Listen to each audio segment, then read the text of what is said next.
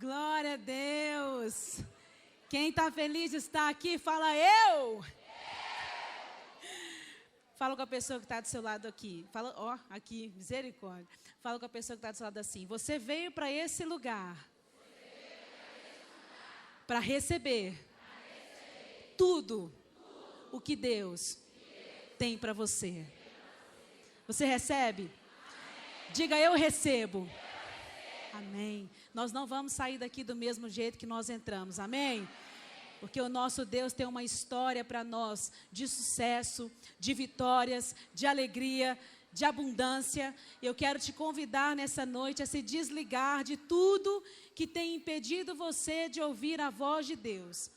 A partir desse momento, se concentre no que o Espírito Santo quer falar ao seu coração. Não deixe que nada roube a sua alegria. Saia desse lugar diferente. Saia desse lugar fazendo as pessoas que você ama feliz.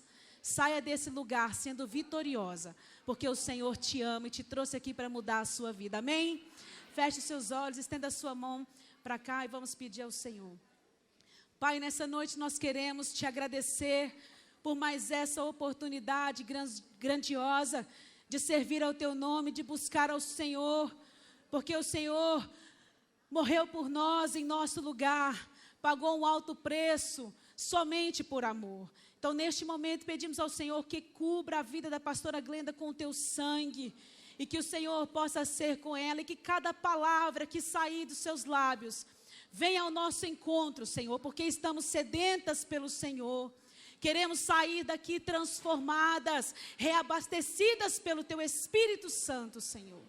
Em nome de Jesus Cristo, todos os planos de Satanás sejam frustrados nesse momento, porque nós acreditamos que o Senhor marcou esse encontro conosco. Usa a vida dela, guarda tudo aquilo, Senhor, que o Senhor preparou para essa noite, e que o Senhor a use com graça e com alegria, em nome de Jesus, amém e amém. Você pode aplaudir ao Senhor? Amém.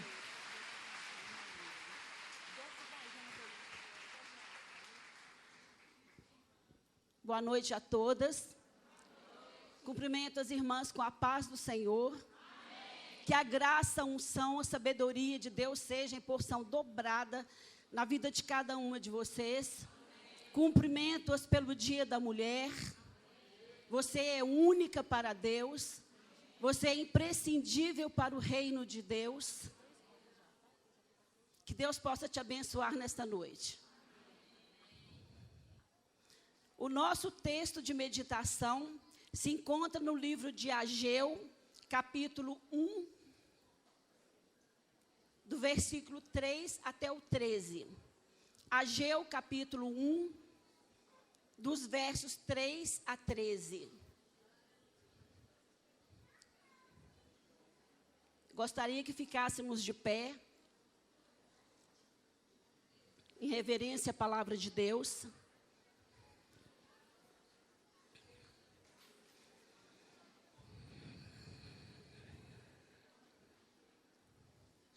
Veio, pois, a palavra do Senhor, pelo ministério do profeta Ageu, dizendo: é para vós tempo de habitardes nas vossas casas estucadas, e esta casa há de ficar deserta? Ora, pois, assim diz o Senhor dos Exércitos: aplicai os vossos corações aos vossos caminhos, semeais muito e recolheis pouco, comeis, mas não vos fartais, bebei, mas não vos saciais, vestivos, mas ninguém se aquece, e o que recebe salário num saco furado. Assim diz o Senhor dos Exércitos: aplicai os vossos corações aos vossos caminhos. Subi ao monte e trazei madeira e edificai a casa, e dela me agradarei, e eu serei glorificado, diz o Senhor. Olhastes para muito, mas eis que alcançastes pouco. E esse pouco, quando o trouxestes para casa, eu lhe assoprei. Por que causa? Disse o Senhor dos Exércitos: por causa da minha casa que está deserta, e cada um de vós corre à sua própria casa. Por isso retém os céus o seu orvalho, e a terra retém os seus frutos. E fiz vir a seca sobre a terra, e sobre os montes, e sobre o trigo, e sobre o mosto, e sobre o azeite, e sobre o que a terra produz, como também sobre os homens, sobre os animais, e sobre todo o trabalho das mãos. Então ouviu Zorobabel, filho de Sealtiel, e Josué, filho de Josadaque, sumo sacerdote, e todo o resto do povo, a voz do Senhor seu Deus, e eis a palavra do profeta Ageu, como o Senhor, por seu Deus, o tinha enviado, e temeu o povo diante do Senhor. Então Ageu, o embaixador do Senhor, falou ao povo conforme a mensagem do Senhor, dizendo: eu sou convosco, diz o Senhor. Glória a Deus. Vamos orar. Senhor nosso Deus, nós te rendemos graças neste momento. Nós queremos, Pai, neste momento, professar ao Senhor a nossa gratidão por este lindo dia que o Senhor nos concede, de estarmos aqui, meu Deus, te rendendo graças, ouvindo a Tua palavra, te louvando, meu Deus, te adorando na beleza da Tua santidade, porque para nós é mais importante estar nos Teus átrios, ó Deus, te bendizendo do que estar em qualquer outro lugar. O Senhor é a nossa porção maior, o Senhor é a nossa riqueza. O Senhor, meu Deus, é o que há de mais precioso nas nossas vidas. E nós deixamos realmente tudo para estar aqui falando com o Senhor. Obrigada por cada irmã, por cada vida. Ó Deus, que o Senhor possa abençoá-las contemplando o profundo de cada coração. Que o Senhor possa tocar nas suas filhas nesta noite, do alto da cabeça, a planta dos pés. E nós pedimos que o Senhor fale conosco de uma forma poderosa, porque a sua palavra é eficaz. Em nome de Jesus. Amém. Podem se assentar. Muito obrigada.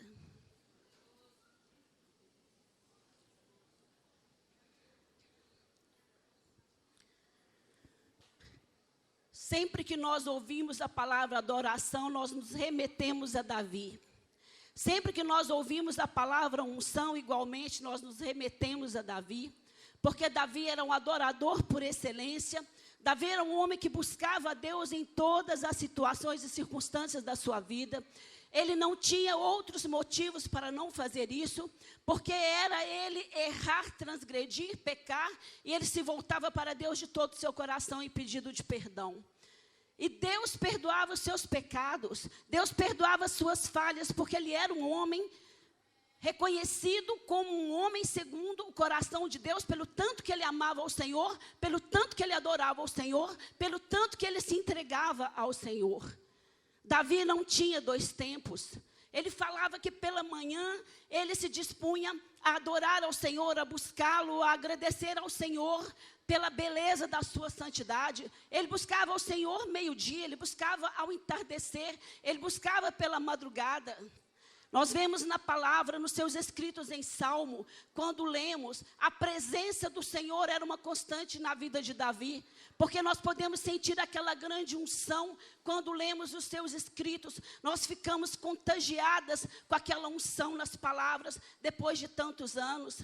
E nós vemos na Bíblia, nos escritos, nos momentos em que Davi ia às guerras que Deus era com ele, ele conseguia matar em uma única guerra 18 mil homens, porque Deus era com ele. O coração de Davi era um coração totalmente voltado para a casa do Senhor, para os átrios. Ele falava que estar na casa do Senhor era melhor do que tudo.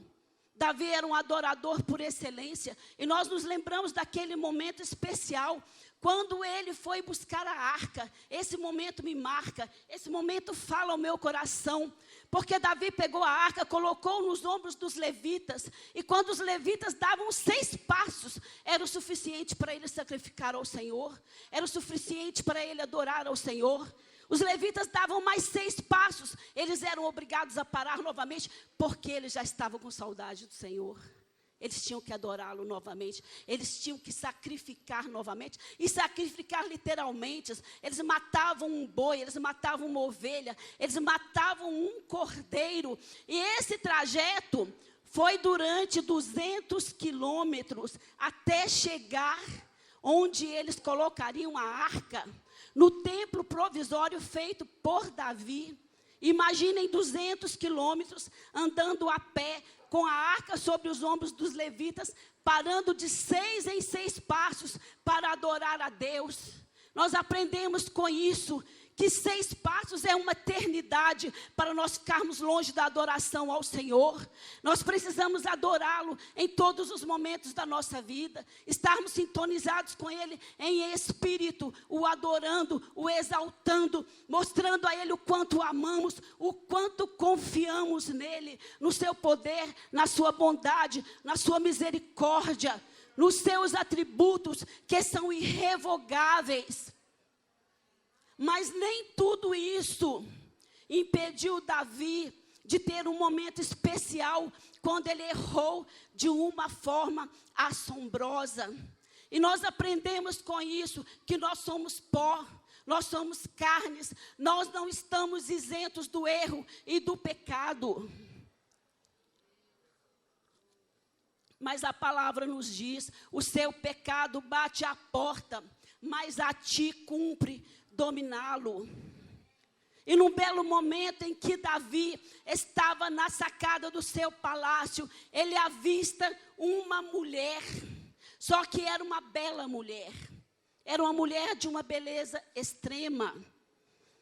E ele contempla aquela mulher, e aquela mulher contempla aquele homem, e aquela mulher ficou deslumbrada com aquela presença. E Davi quis aquela mulher que era Batseba.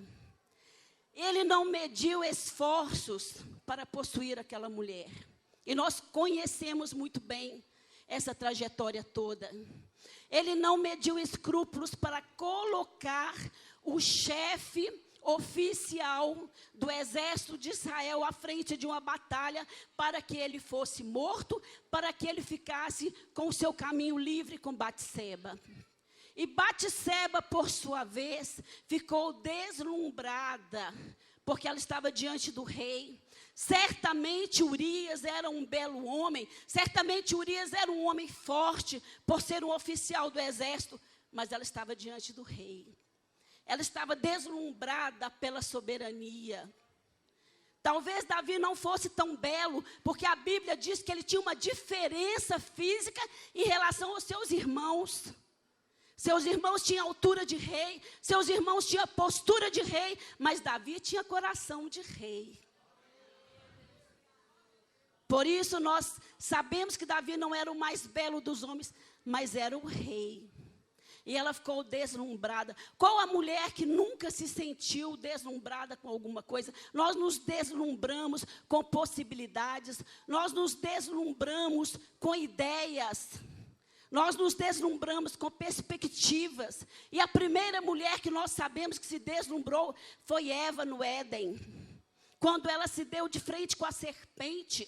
E a serpente lhe ofereceu uma proposta de conhecimento.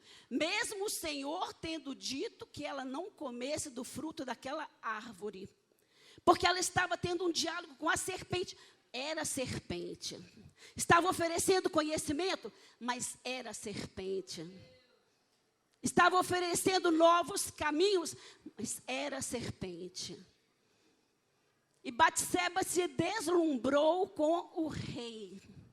Nós nos deslumbramos com tantas coisas na vida, porque mulher é sonhadora, mulher é romântica.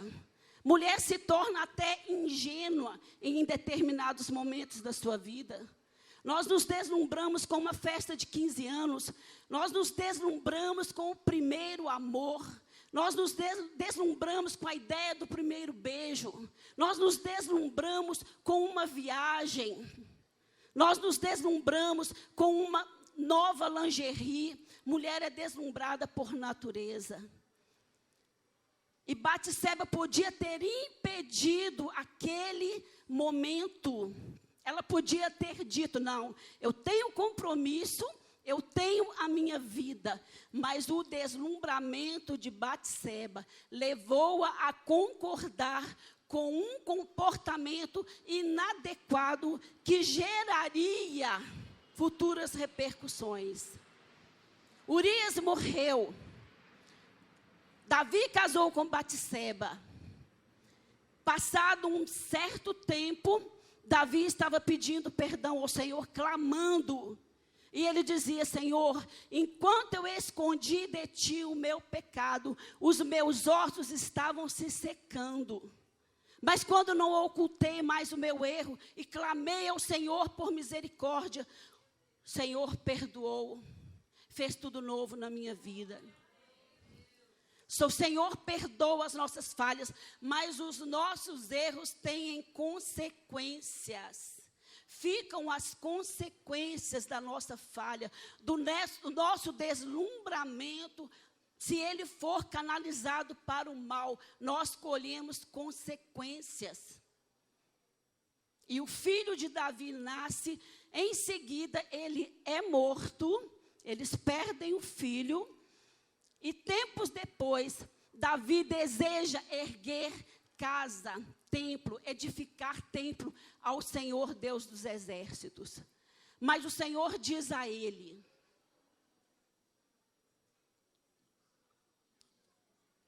não me edificarás casa, porque tua mão tem sangue. Não era sangue de inimigos. Porque Davi ia às guerras, ele vencia 11 mil homens, 18 mil homens no mesmo dia, em uma única batalha, porque eram guerras legítimas. E as nossas guerras legítimas são respaldadas pelo Senhor, mas as nossas guerras ilegítimas, Ele não se compromete com o nosso erro. Ele não compactua com a nossa falha.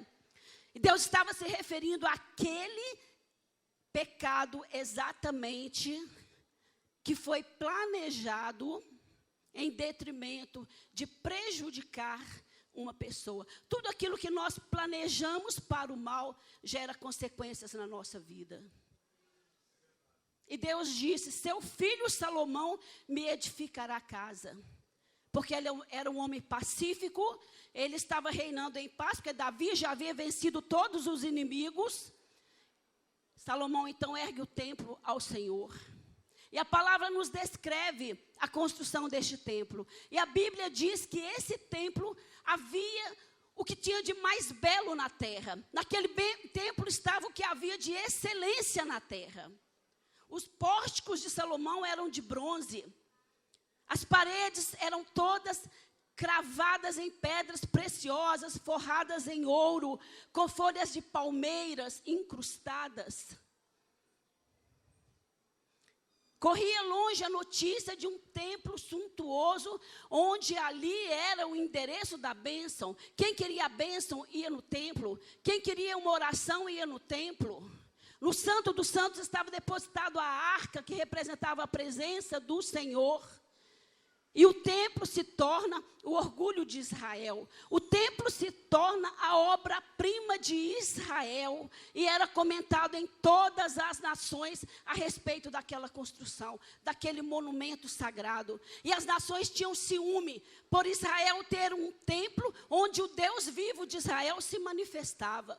E falava com os homens. E a unção era grande naquele lugar. Era o orgulho daquele povo. Até o momento em que o povo de Israel se acostumou com o templo, se acostumou com a presença do Senhor e se tornam religiosos. E quando nós nos tornamos religiosos, o Senhor não se agrada, porque a religião é aquilo que nós praticamos de uma forma metódica, nós praticamos de uma forma como se fosse um compromisso. E eles começaram a ir para o templo de uma forma religiosa, de uma forma social. E eles não estavam mais se importando com a presença do Senhor. E logo depois eles começaram a não se importar mais com o temor do Senhor. E o povo de Israel se volta para a idolatria. Eles começam a entrar com a idolatria. Até um determinado momento, diz a palavra, que eles chegaram a ficar de costas para o altar e adoravam o Deus Tamuz. Uma verdadeira afronta ao Senhor dos Exércitos, uma prostituição espiritual diante do Senhor dos Exércitos. Mas diz a palavra que Deus não se deixa escarnecer. E Deus estava se entristecendo com o seu povo. E Deus fala através dos profetas que Ele iria levá-los para um tempo em que eles seriam exilados, para que eles pudessem rever os seus conceitos, os seus valores, para que eles pudessem rever a sua vida de mais intimidade com Ele, porque ele estava se sentindo entristecido, deixado de lado, trocado por um ídolo, ultrajado, traído. Mas o povo não tomou posição, mesmo os profetas pré-exílicos tendo falado tanto sobre isso. Chega o momento em que Israel foi tocado. E eles são levados para um exílio em Babilônia, onde eles permaneceriam 70 anos, como aconteceu. Teve que se cumprir o tempo para cumprir a palavra do Senhor, que não falha, a palavra através do profeta, que não falha. Quando Deus está falando, a palavra não falha.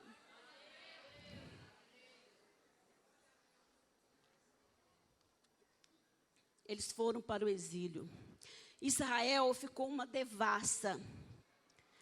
Jerusalém foi destruída. Jerusalém foi queimada. Eles destruíram o templo. Eles sumiram com a arca. E o coração do povo doeu. O povo chorou. O povo gemeu. Porque eles não tinham mais a presença de Deus.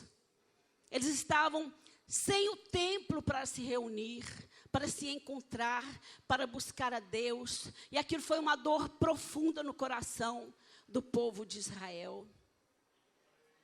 Mas aquele tempo foi o tempo definido por Deus para que houvesse um tratamento. O rei leva o que havia de melhor para a Babilônia. Leva os jovens mais eficientes, os jovens competentes, são levados para exílio. E ali em Babilônia, eles sentem falta. Eles começam a miscigenar com outros povos, com outras nações, e vão perdendo aquela característica do judaísmo, mas a tribo de Judá se mantém intacta. A tribo de Judá, de onde veio Jesus, mantém os ensinamentos da Torá, mas as outras tribos se perderam, e estão perdidas até hoje. Mas nós sabemos que Deus tem um plano maravilhoso para restaurá-las, antes ainda do término do tempo dos gentios, antes da plenitude do tempo dos gentios. E a palavra nos informa que ali em Babilônia eles choraram. Eles ficavam à beira do rio Quebar, sofrendo, sentindo saudades da sua terra, sentindo saudades da Sião amada, sentindo saudades dos momentos impressionantes ali naquele tempo, quando Deus falava com eles.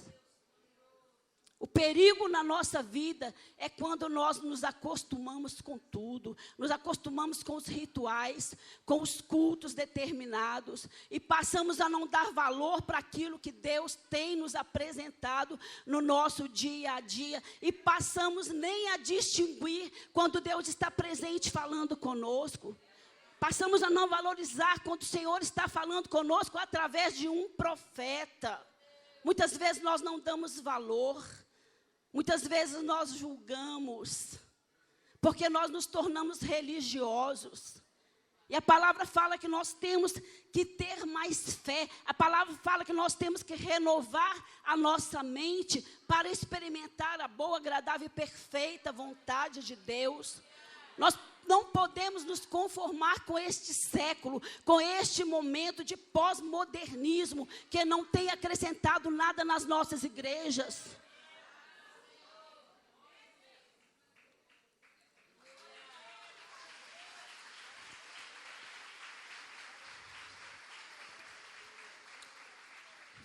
Ali em Babilônia, o povo está sofrendo saudade da eterna Sião, saudade de Jerusalém, saudade do templo, saudade do Senhor.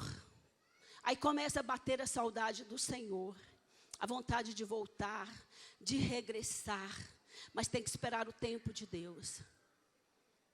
terminados os 70 anos, é tempo de voltar, é tempo de retornar. Deus levanta Zorobabel para restaurar, reconstruir o templo que estava jogado em ruínas no chão. Poucos dias, poucos meses, anos depois, Deus levanta Esdras para restaurar a Torá que havia se perdido, a lei do Senhor. Os preceitos do Senhor estavam perdidos naquele exílio, porque o povo não lia mais a palavra de Deus, a não ser a tribo de Judá, que se manteve intacta. As outras tribos não liam mais. Eles começaram nesse tempo a aprender o aramaico. Foi nesse momento de transição que eles entraram com o aramaico. Logo depois no Império Medo-Persa. E eles começaram a misturar o hebraico com o aramaico. Foi preciso trazer intérprete para, em uma só palavra, colocar um versículo no hebraico e no aramaico, porque eles estavam perdendo o contato com a palavra de Deus. Deu um grande trabalho. E levantou Neemias para restaurar os muros. Estava tudo destruído. E quando Zorobabel retorna, porque ele recebeu uma profecia do profeta Ageu, que foi o primeiro profeta pós-exílio. Nós temos os profetas que falaram antes de irem para o exílio, temos os profetas que falaram durante o exílio, que conviveu com o povo, consolando, exortando, edificando aquelas vidas para que eles não se perdessem, que a prova de Deus tem um tempo marcado, que o nosso cativeiro tem um tempo marcado, tem um tempo quando ele é estourado, e eles estavam levando consolo, conforto para aquele povo. E Ageu vai falar exatamente pós-exílio. Agora é hora de reconstruir o que está jogado no chão. O que está jogado no chão? O templo do Senhor. A arca do Senhor sumiu. A presença do Senhor sumiu. A lei do Senhor está sumida no nosso meio. Nós não estamos lendo a palavra do Senhor. E a palavra nos diz que os nossos maiores problemas são em decorrência de não conhecermos a palavra de Deus. Porque quando nós conhecemos, nós queremos praticar e obedecer e fazer. Meu povo tem sido destruído por falta do conhecimento da palavra de Deus. Um grande número de judeus retorna para Jerusalém. É hora de reconstruir o templo do Senhor.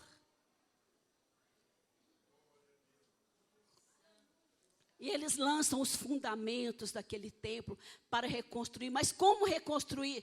Não havia recursos. Poucas pessoas interessadas em ajudar na reconstrução. Não tinha como fazer um templo tão suntuoso, tão magnífico como o primeiro. E alguns judeus que viviam ali ainda em situações precárias, choraram diante daquele fundamento, porque eles entenderam que não tinha condições de fazer um templo como o antigo. Mas os jovens que retornaram se alegraram, porque eles não conheceram o templo antigo. Para eles, aquele templo seria uma glória. E eles começam a lançar os fundamentos, mas eles não constroem o templo, porque eles estavam interessados em antes refazer as suas vidas. Eles tinham seus interesses próprios. Eles tinham as suas motivações pessoais. E cada um foi cuidar de reconstruir a sua casa. Quem tinha negócio ia reconstruir o seu negócio. Quem tinha uma empresa ia restaurar. Quem tinha uma fazenda ia tentar restaurar aquela fazenda, reaver aquela fazenda, colocar aquela fazenda em funcionamento. Mas o templo estava destruído. E a palavra nos diz que as pessoas passavam pelo templo em cima das ruínas. Estava cada um preocupado com a sua própria vida, com seus próprios interesses. Cada um preocupado com a sua vida pessoal, mas não estavam olhando para o templo do Senhor. Não estavam entendendo que recuperar, restaurar, reconstruir o templo do Senhor, eles estariam reconstruindo a sua adoração a Deus. Eles estariam reconstruindo a oportunidade de buscarem, de terem intimidade com o Senhor. E por um tempo eles ficaram 15 anos passando pelas ruínas. Muitas vezes, do nosso relacionamento com Deus, ficam ruínas. E nós não percebemos. Porque nós nos voltamos com tanta força para as nossas motivações pessoais, que nós nos esquecemos de investir na casa do Senhor. Muitas vezes nós vamos ao culto, vamos à igreja, trabalhamos na obra de uma forma religiosa, mas a nossa intimidade com o Senhor está em ruínas. E o profeta Ageu, Deus fala através dele. Nós buscamos o muito e alcançamos o pouco.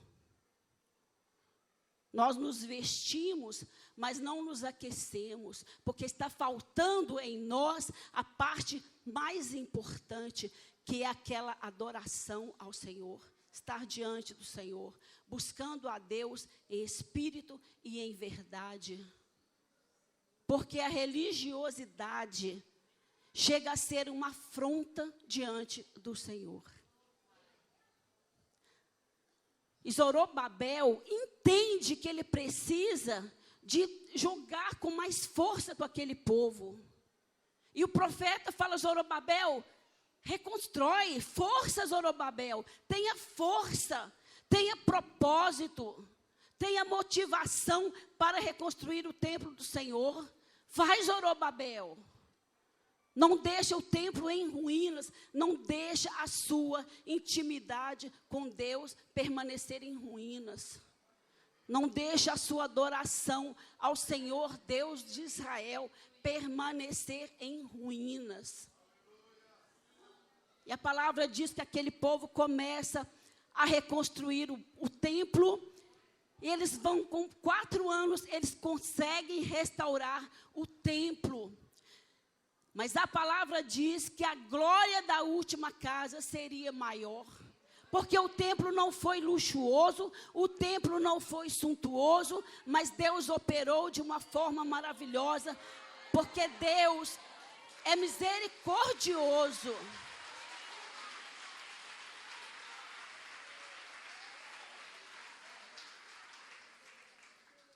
Ele é misericordioso, Ele quer ver o nosso interesse. Ele quer ver os seus filhos com o propósito de recomeçar, com o propósito de iniciar, com o propósito de refazer aquilo que estava perdido no nosso relacionamento com Ele. O primeiro passo tem que ser nosso. O Senhor nos leva para as lutas, porque Ele disse, através de Oséias, para a sua igreja, para a sua noiva: eu a atrairei, a levarei ao deserto e lhe falarei o coração. Muitas vezes Ele nos leva ao deserto, muitas vezes Ele nos leva ao cativeiro, muitas vezes Ele permite uma afronta na nossa vida, uma luta na nossa vida, para que Ele possa falar ao nosso coração, para que nós nos voltemos realmente para Ele e restauremos a nossa comunhão com o Senhor. Porque tudo que Ele quer é ter intimidade conosco. Tudo que Ele quer é ter proximidade com a noiva dEle. Tudo que Ele quer é ser exaltado, ser amado, ser adorado em espírito e em verdade. O templo foi reconstruído, a glória da última casa foi maior, porque por esse templo Jesus passou. Jesus entrou no templo. Onde Jesus entra, onde Jesus passa a restauração, a honra, a glória, a poder. Onde Jesus entra, Ele transforma, Ele muda. Caem os equívocos, caem os demônios, cai a ira, cai a confusão. Porque Ele é o poderoso Deus de Israel, Senhor dos senhores. É Ele quem opera em nós. E a palavra nos diz que eles restauraram com tanta dificuldade aqueles muros, restauraram o templo. As pessoas tiveram uma consciência de que precisavam colaborar, colocaram o templo funcionando, restauraram a lei do Senhor, a Torá que estava se perdendo, para que ela pudesse permanecer, porque era propósito de Deus. E nós chegamos em um momento muito lindo, quando Jesus começa a pregar. E nós vemos Jesus operando de uma forma tão maravilhosa na vida das mulheres. Porque naquela época, mulher não tinha tanto valor, mulher era desvalorizada. Mulher não podia aprender em público. Ela tinha que realmente estar mais calada. E Jesus vem para mudar essa história. Ele vem para valorizar a mulher. Ele vem para mostrar que a mulher tem valor. Mostrar que a mulher...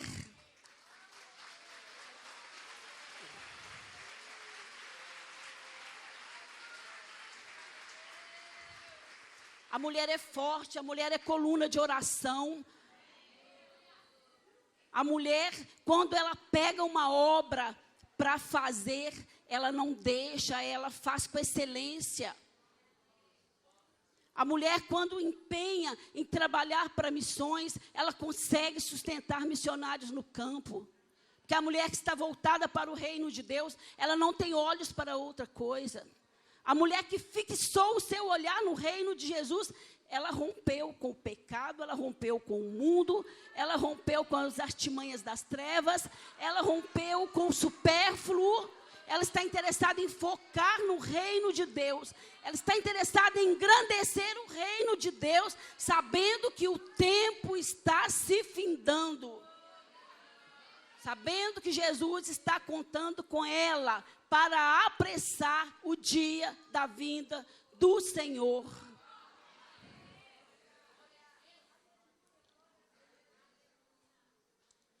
Nós vemos uma linda passagem no Novo Testamento, que me toca muito, de uma mulher deslumbrada também. Jesus encontra com uma mulher deslumbrada. Só que ela vivia no pecado, uma samaritana. Os samaritanos, a palavra diz que não se dão bem com os judeus. Porque na época do exílio exatamente, os samaritanos representam as outras tribos de Israel que se contaminaram, eles se aliaram a outros povos pagãos. Houve uma miscigenação e formaram os samaritanos. Enquanto que os judeus, descendentes da tribo de Judá, eles permaneceram fiéis à palavra de Deus, à lei que é a Torá, e eles conseguiram não se misturar, não se contaminar, como Daniel não se contaminou com as iguarias do rei, e eles conseguiram manter a tribo de Judá intacta. Daí que os judeus começaram a ser chamados de judeus, porque até o exílio eles eram conhecidos como os hebreus. Os judeus são descendentes da tribo de Judá.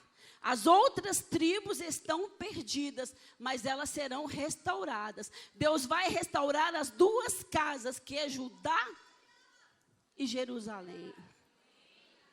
Chega uma mulher samaritana, e ela vai naquele poço para buscar água. E ela encontra com um rei. E ela se deslumbra com aquele rei. Mas para ela se deslumbrar com aquela realeza, com aquele rei, ela precisa romper com o seu passado. De pecado, de falhas, de erros. E ela não coloca resistência, ela rompe com tudo, porque agora ela se deslumbrou com a realeza. Deslumbramento correto, eficiente.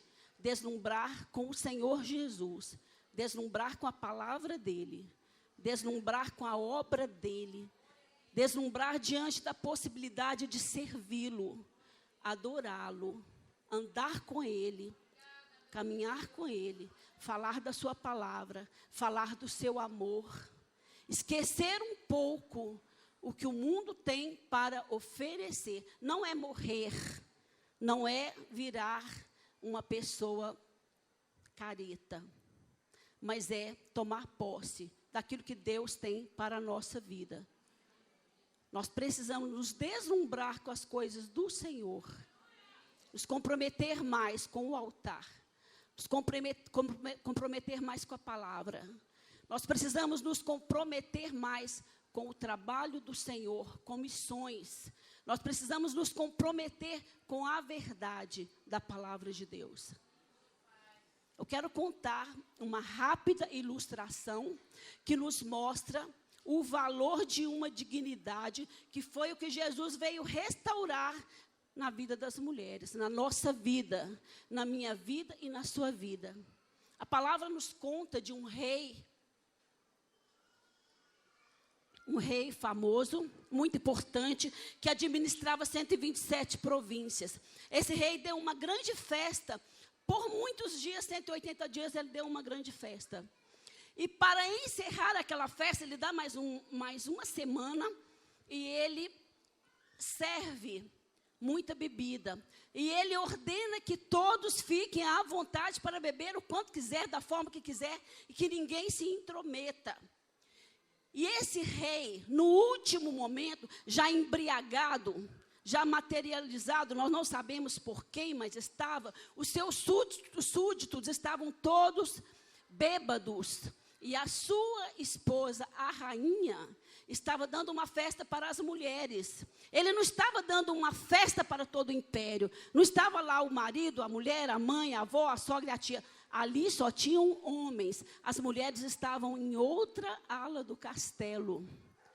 Depois de embriagado, ele manda um dos seus eunucos dizer à rainha que ela deveria se apresentar na sua presença naquele momento com a coroa de brilhantes, a coroa real. E essa rainha responde para ele que ela não iria até a presença dele. Os cristãos acham que essa mulher desobedeceu. Nós precisamos ler a palavra no original.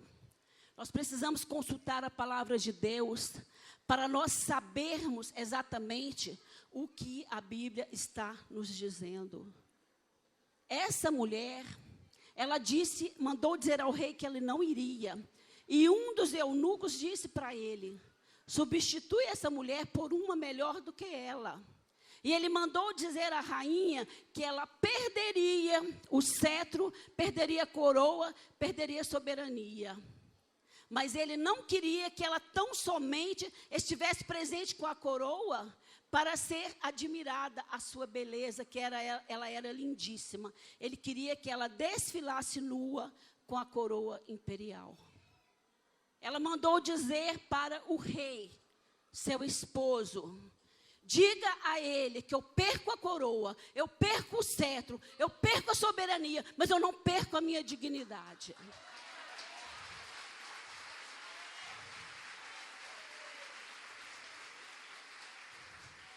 Ela não foi ao encontro deste rei. Isso está na história. Esse rei, chamado Assuero, que é um apelido, o nome dele é Xerxes. E ela estava grávida de um filho que veio a ser o rei Artaxerxes, sucessor de Xerxes, que Deus usou na vida de Neemias para voltar para a construção do muro. Então, a nossa dignidade, quem tem que estar à frente de tudo aquilo que nós formos fazer. Porque a nossa dignidade tem um preço. Eu perco a minha vida, mas eu não perco a minha dignidade. Eu perco a minha vida, mas eu não vou prejudicar ninguém. Eu perco a minha vida, mas eu não vou mais profanar o nome do Senhor.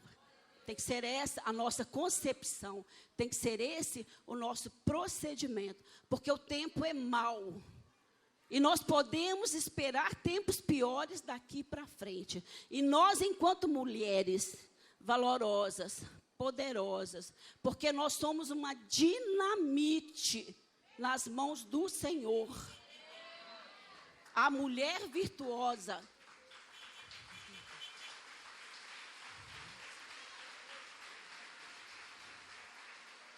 Glória a Deus. A mulher virtuosa é Rail em hebraico. Rail em hebraico significa força, poder de explosão. Tanto é que na Septuaginta, quando eles foram traduzir esse termo para o grego, eles buscavam a palavra tão poderosa quanto Rail, eles encontraram a palavra dínamos em grego, que significa explosão. Então, a mulher tem poder de explosão na sua mão. Quando nós oramos, voltados para o Senhor em santidade, nós abalamos o inferno. Nós abalamos as estruturas do mal, do império das trevas. Nós temos força para jogar por terra uma obra contrária de macumbaria, de feitiçaria, de encantamento, até de morte. Porque nós somos uma bomba atômica na mão do Senhor.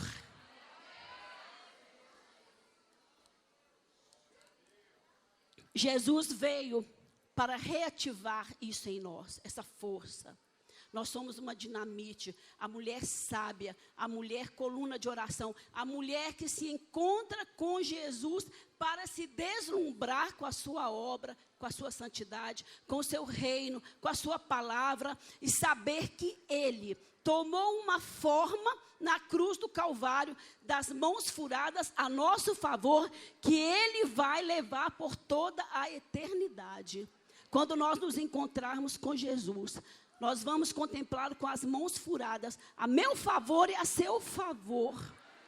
Isso não vai ser mudado, é a marca que nós deixamos nele. As mãos furadas por nós, pelo nosso erro, pelo nosso pecado, que hoje Ele transformou, e hoje nós estamos aqui, mulheres guerreiras, vencedoras, fortes, poderosas, saudáveis, para determinar que a bênção do Senhor pode alcançar toda essa região, toda essa cidade, toda esta nação. Em avivamento, em mudança, nós podemos decretar a queda do carnaval. Poder na nossa mão. É só tomar posse. É só acreditar. É só crer. É só se deslumbrar com Jesus novamente. É só se deslumbrar novamente com a palavra. Deixar o deslumbramento com as coisas erradas, com aquilo que não deve, com aquilo que não agrada o coração de Deus. Nos deslumbrarmos com a obra dele, com o templo dele, com a santidade dele, com a presença dele na nossa vida, que tem que ser constante, minuto após minuto.